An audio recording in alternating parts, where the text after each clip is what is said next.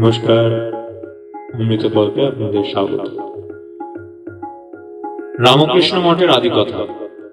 আলোচ্য বিষয় মঠ পরিচালনার জন্য অর্থ সংস্থান।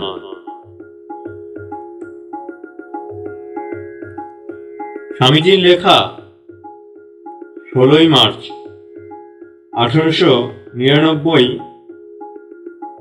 তারিখের চিঠি থেকে জানা যায়, ইংরেজ ও মার্কিন বন্ধুদের সাহায্যে গঙ্গা তীরে বেলুর গ্রামে জমি সংগৃহীত হয়েছিল এবং মঠের জন্য বাড়িঘর তৈরি হয়েছিল। মঠ পরিচালনার জন্য মিসেস বুল এককালীন কিছু অর্থ দান করেছিলেন। সে অর্থের পরিমাণ বা দানের শর্ত আমরা জানতে পারিনি, কিন্তু সেই অর্থ যে মঠ পরিচালনার পক্ষে যৎসামান্য ছিল তা সহজেই বোঝা যায়।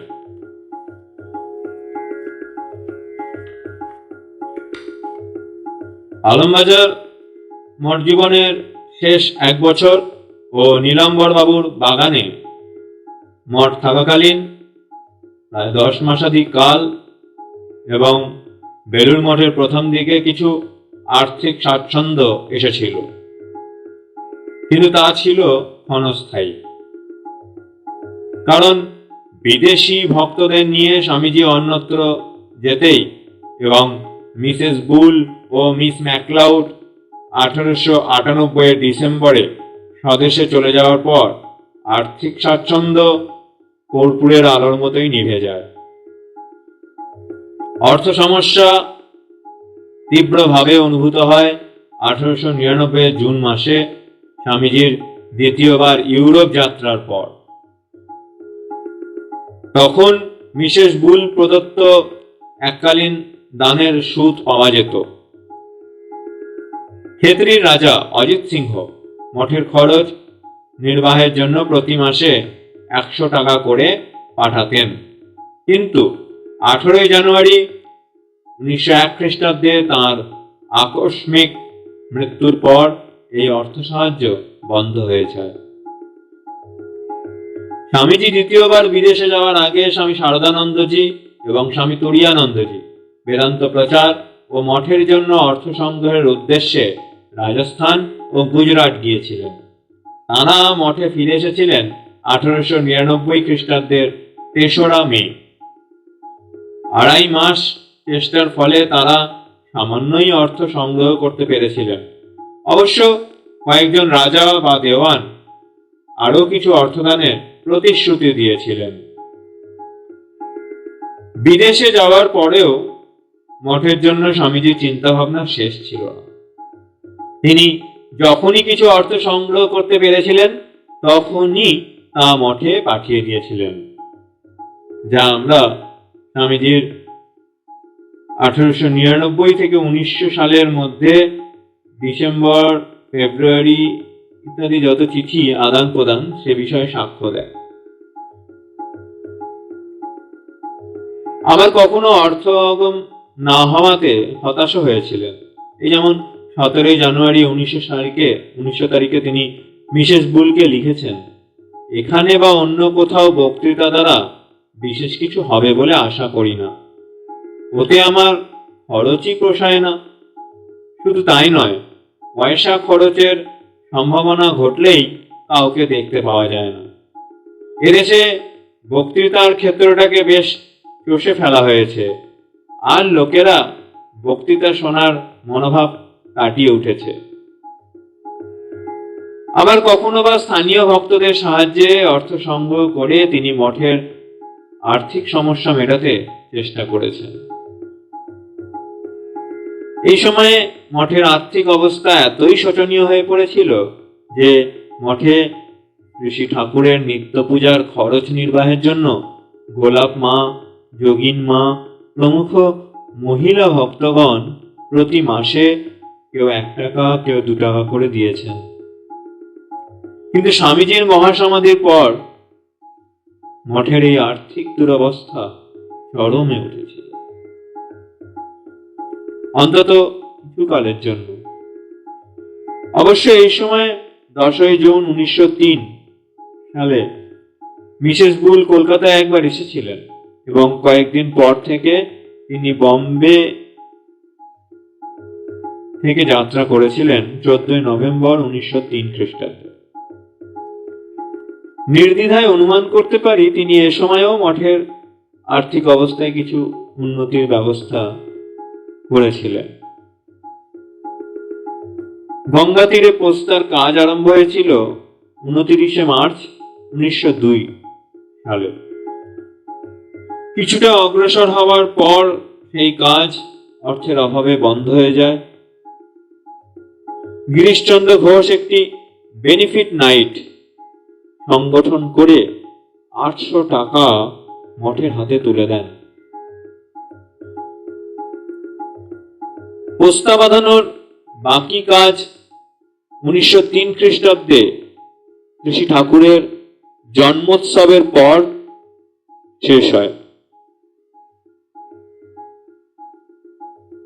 মঠের আর্থিক সমস্যা ছাড়াও কোনো কেন্দ্রের, বিশেষত শ্রী শ্রী মায়ের ও তাঁর সংসারের খরচপত্র এবং কলিকাতায় নারী শিক্ষা সংক্রান্ত কর্মসূচি পরিচালনার জন্য অর্থ সংগ্রহ করতে স্বামী শারদানন্দজি প্রমুখ পরিচালকদের যথেষ্ট বেগ পেতে হয়েছিল।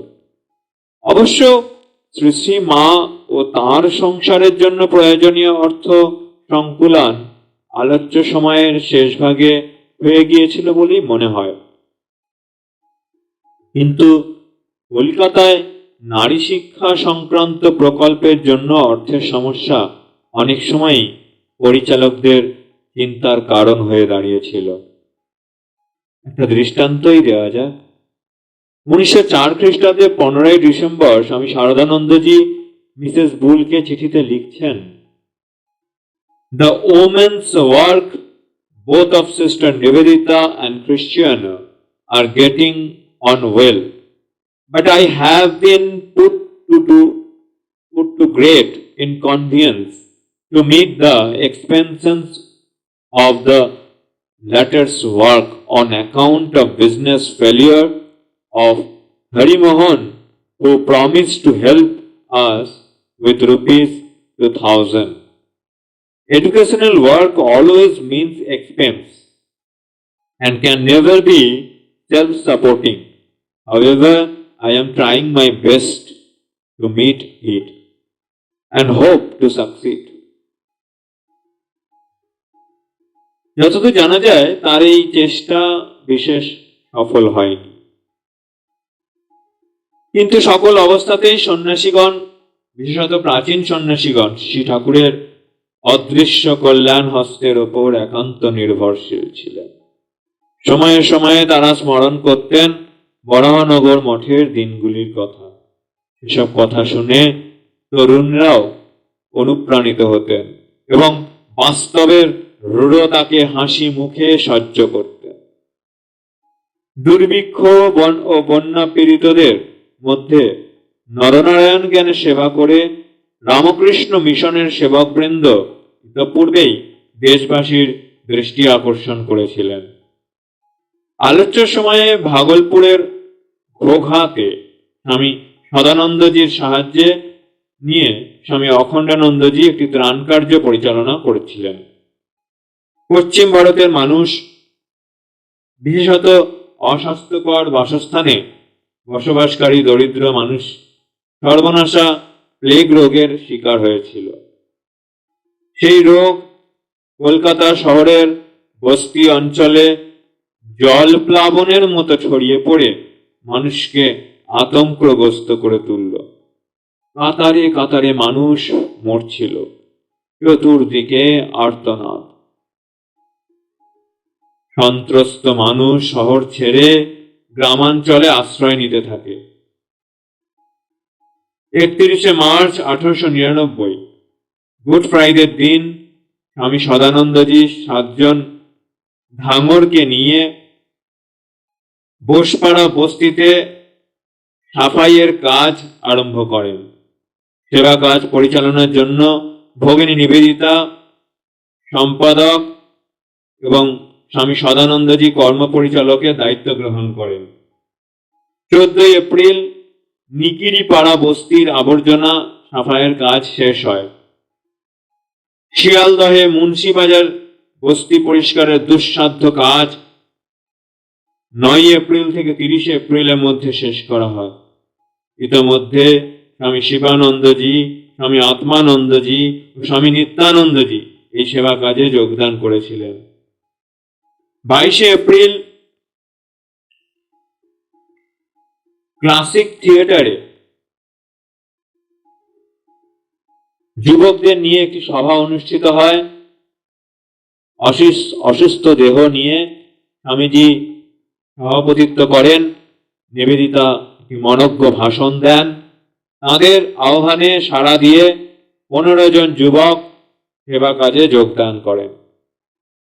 তাদের কাজের প্রশংসায় মুখর হয়ে ওঠে দেশের বিভিন্ন পত্রপত্রিকা।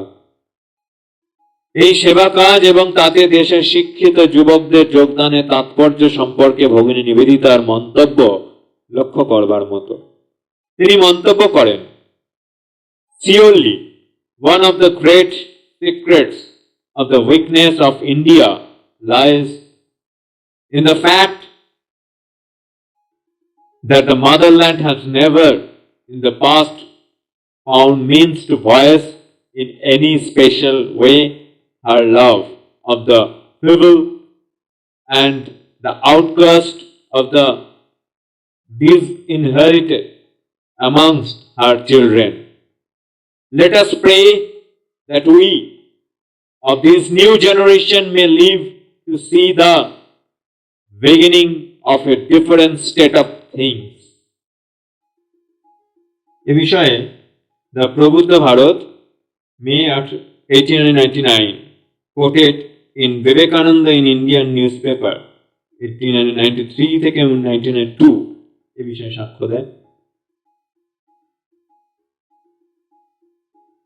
পরের বছরেও 1900 খ্রিস্টাব্দে কলকাতায় প্লেগের ভয়ঙ্কর আকার শহরবাসীকে সন্ত্রস্ত করে তুলেছিল।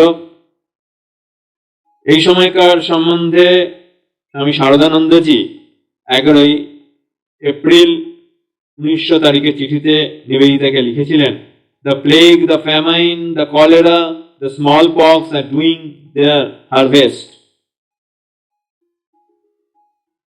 স্বামী সদানন্দজির নেতৃত্বে মিশনের কর্মীবৃন্দ অসাধারণ সেবা কাজ করেছিলেন।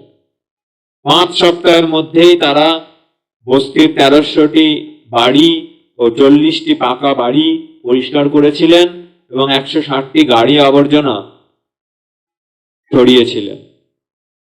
এইবারেই মিশনের অন্যতম সহসম্পাদক শরৎচন্দ্র সরকার প্লেগ রোগে প্রাণদান করেন। এবারকার সেবা কাজ সম্বন্ধে মহারাষ্ট্রে দ্য মারাঠা পত্রিকা 22 ডিসেম্বর 1901 সম্পাদকীয় মন্তব্যে লেখে, The volunteers of the mission confined themselves solely to the houses of the poorest classes who are unable to pay for cleansing and disinfecting them. The filthy habitus of the filthy habitants of the poor were carefully disinfected without causing the least irritation to their ignorant owners or resident at a great cost by the jealous members of the mission. এ বিষয়ে Vivekananda in the Indian news paper সাক্ষ্য দেয়। 1904 খ্রিস্টাব্দের শীতকালে ভাগলপুরে plague মহামারীর আকার ধারণ করলে বীর হৃদয় স্বামী সদানন্দজির নেতৃত্বে মিশনের সেবকবৃন্দ সেখানকার আর্তপীড়িতদের সেবা করেছিলেন। 1905 খ্রিস্টাব্দে পাঞ্জাবের ধর্মশালা ও কাংড়া উপত্যকায় ভূমিকম্পে ক্ষতিগ্রস্ত 20টি গ্রামের মানুষদের সেবা করেছিলেন মিশনের সেবকবৃন্দ। বিপদে আপদে ক্ষতিগ্রস্ত মানুষদের তাৎক্ষণিক ও সাময়িকভাবে সেবার মধ্যে মিশন তার নরনারায়ণ সেবা সীমাবদ্ধ রাখেনি। আলোচ্যকালের মধ্যে দুর্ভিক্ষে সর্বশান্ত বালক বালিকাদের নিয়ে রাজস্থানের কিষেনগড়ে গড়ে উঠেছিল একটি অনাথা আশ্রম। রাজস্থানের famine commissioner major Dunlop Smith এই অনাথাশ্রম পরিদর্শন করে মন্তব্য করেছিলেন এবং লিখেছিলেন, "There are now in the orphanage 54 boys and 23 girls who are housed in 2 separate buildings. The children are in excellent condition and appear to receive every attention. They were all happy."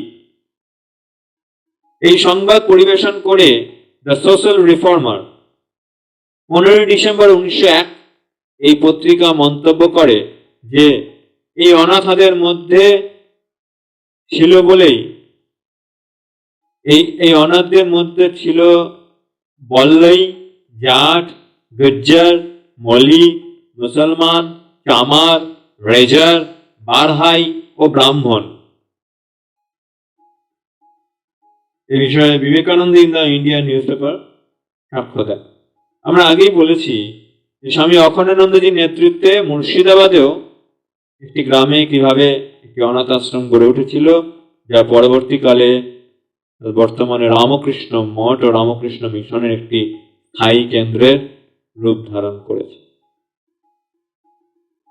আজ এ পর্যন্ত। ওম শান্তি শান্তি শান্তি। হরি ওম তৎসৎ। শ্রী রামকৃষ্ণার্পণমস্তু।